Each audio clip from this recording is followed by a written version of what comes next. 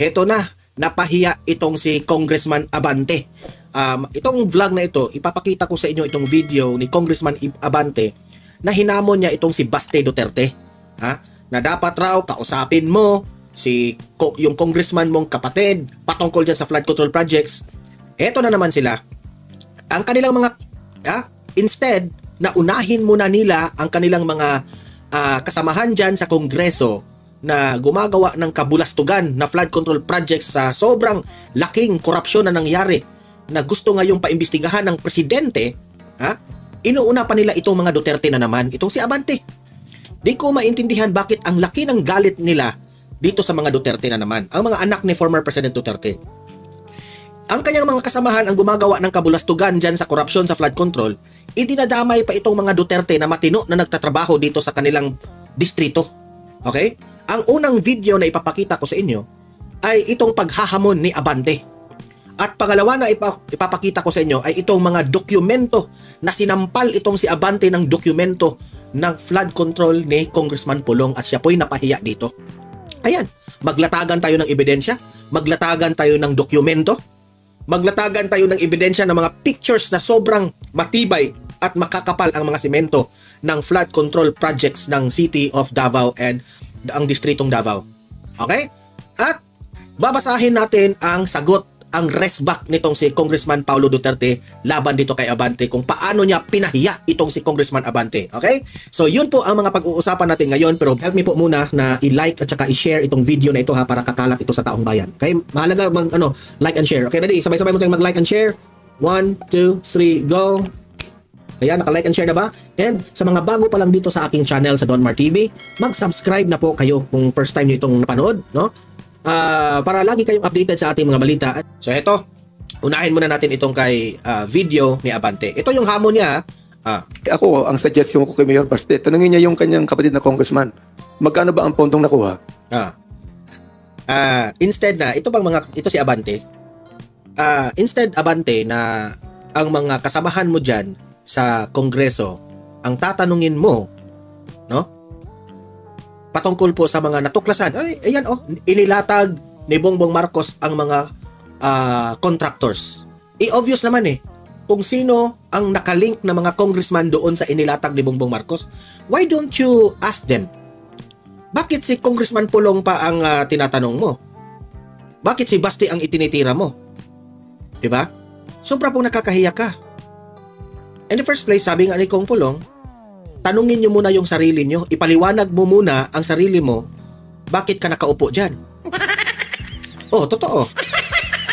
Bakit ka nakaupo dyan? Kasi hindi ka man nanalo sa distrito mo Nanalo ka lang kasi na-disqualify yung kalaban mo. Diba? So, ito ang isang kapalpakan niya. Magtanong ka muna, bago nyo tanungin ang mga Duterte, tanungin nyo muna yung nagkaroon ng issue. Itong mga Duterte walang issue pero mamaya, mapahiya ka ngayon. Mapapahiya ka mamaya. Tingnan natin. Ni Congressman Pulong, nung congressman siya, nung panahon ng kanyang father.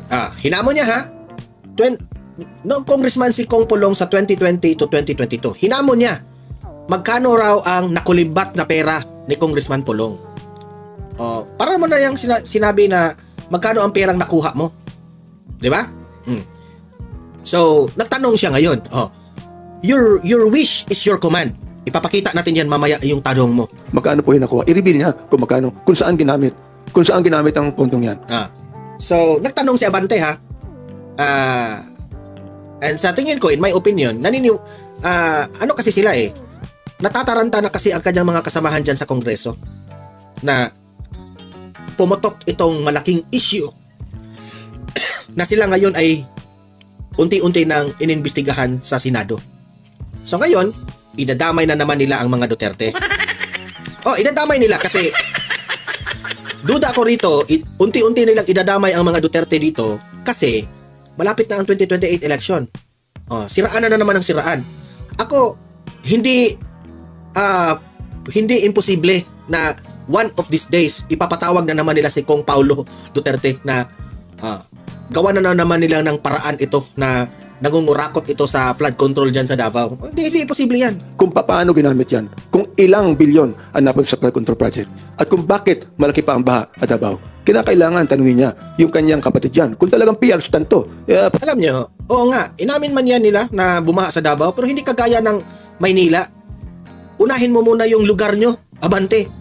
Kasi ang Davao, ipagbaha, after 1 hour o 2 hours, wala na ang baha. Sa Maynila, hanggang ngayon, baha pa rin. Ha? Umuulan, bumabaha, aabot pa ng 1 buwan, tapos saka mawala yung baha? Normal ba yon? Mag-1 buwan na, ha? Mag-1 buwan na. Yung baha dyan, nandyan pa rin. Tanungin nyo muna ang sarili ninyo. Ang Davao, normal lang eh. Babaha lang yan na 1 to 2 hours, 3 hours. Tapos wala na. Meaning to say, ang drainage nila, matino. O, bigyan mo lang ng panahon ang tubig na madrain siya lahat. Yung sa inyo, mag-1 buwan na, baha pa rin. So, anong nangyari? Patanayan niya kung talagang PR stunt to or may katotohanan na sinasabi. So, if the idea there is, bakit nagbabaha within Davao City, you mentioned... Very concerned kayo sa Davao. I-concern mo muna yung mga sarili ninyo. Unahin niyo muna yung mga baha dyan sa Maynila. Unahin niyo muna yung mga talking about baha ha, hiyang-hiya naman ang mga taga Davao sa inyo. Unahin niyo muna yung mga inireklamo ni Bongbong Marcos dyan sa Bulacan. Ha? Unahin niyo muna. Kasi ni isang congressman hindi man lang nagpakita ng dokumento. Bakit naunahan pa kayo ni Kong Pulong? Mamaya ipapakita ko sa inyo eh.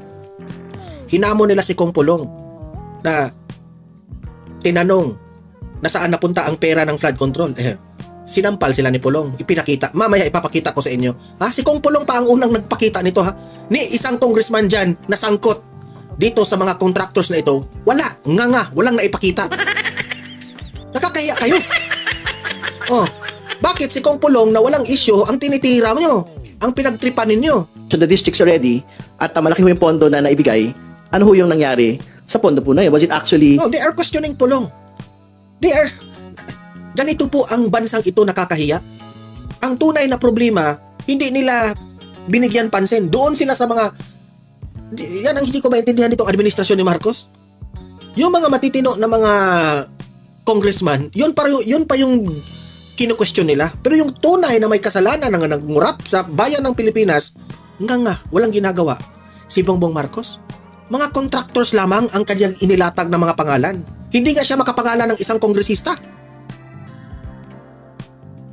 Kung totoo ka, Bongbong Marcos na may malasakit sa taong bayan, ilatag mo ang mga pangalan ng mga kongresista at tanggalin mo kaagad. Tanggalin mo kaagad. Yan ang tunay na may malasakit sa taong bayan. Bakit pa? Kasi kaibigan mo. Baka ang mga sangkot dyan, kaibigan mo. Si Zaldico na tinatanong ngayon ng taong bayan, nasaan na? Hindi na mahanap-hanap. Hindi na ma-interview. Sangkot siya sa mga sa isa sa mga contractors doon nung may nailing sa kanya. Dapat niyang, hindi tayo nagbibintang sa niya. Ang mga senador, ilan na mga government officials nagtatanong, mga media nagtatanong, anong ginawa ni Zaldico dito sa budget na ito? Tinatanong. Tapos ngayon, si Congressman Paulo ang uunahin ninyo? Utot nyo. Diba? Implemented well, or was it subject to the same concerns that we have today? Na-understand namin na tinatanong nyo ngayon si Kong Paulo. Mamaya, isasampal ko sa inyo yung dokumento ha. In different areas, which is ghosted projects or... Are you sure na ghost project? Kasi isasampal ko at ipapakain ko sa iyo mamaya ang dokumento. Substandard projects. Kasi nga, and like what Congressman Benny had stated... Akala nila siguro itong mga taong ito siya. Kalimutan ko itong pangalan nitong taong ito. Nasibak. I think nasibak ito sa panahon ni Duterte. At itong si Abante. Akala nila siguro kurakot itong si Paulo, no? Yun, ano ko yun ha? Analysis ko lang yan ha. Baka akala ninyo kurap si Kong Paulo. Mamaya ipapakita ko sa inyong ebidensya. Si Congressman Pulong naman po has been in Congress. I think this is his third term Diba? So, kumbaga, we'd like to be able to know how much of the flood control projects had actually been placed into his district. And, diba? Ang kakapal ng muka.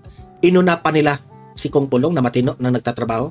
Why don't you ask Zaldico? Tanungin nyo rin si Zaldico, bakit hindi nyo magawa-gawa dyan? Bakit yung mga Duterte talaga ang ninyo, trip nyo?